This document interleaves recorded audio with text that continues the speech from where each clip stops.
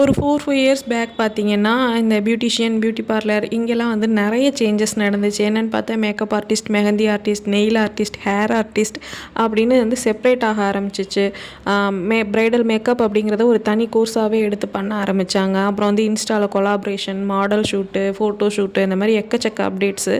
So இதெல்லாம் நடக்கும்போது பார்த்தீங்கன்னா, எனக்கு ஒரு இன்ஸ்டா ஐடி கூட கிடையாது. ஸோ இதெல்லாமே நான் வந்து அப்டேட் பண்ணி ஆகணும், ஃபேஸ் பண்ணி ஆகணும். அந்த மாரி சூழ்நிலையில சரி நம்மளும் ஒரு ஃபோட்டோ ஷூட் பண்ணலாம் அப்படின்னு யோசிக்கும்போது எனக்கு வந்து இந்த மாடலை வந்து எப்படி அப்ரோச் பண்ணுறது, யாரை சூஸ் பண்ணுறது, கொலாபரேஷன்லாம் எப்படி பண்ணணும், மாடல்கிட்ட எப்படி பேசணும் எதுவுமே தெரியாது. ஒரு கன்ஃபியூஸ் ஸ்டேட்டில் தான் இருந்தேன்.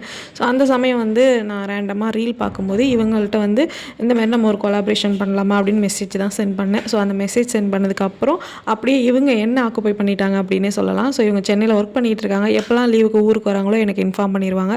ஸோ காஸ்டியூம் ஆகட்டும், லுக் ஆகட்டும், டேட் ஆகட்டும் எல்லாமே ஃபிக்ஸ் பண்ணிடுவாங்க. அக்கா நீங்கள் இந்த டேட்டுக்கு மட்டும் வந்துருங்கன்னு சொல்லுவாங்க. ஸோ நாங்கள் 2 பேரும் சேர்ந்து ஒரு லுக் ஒன்று க்ரியேட் பண்ணுவோம். பேசிக்கிட்டே பண்ணுவோம். என்னோட கதையெல்லாம் அவங்களோட கதையெல்லாம் பேசிக்கிட்டே பண்ணுவோம்.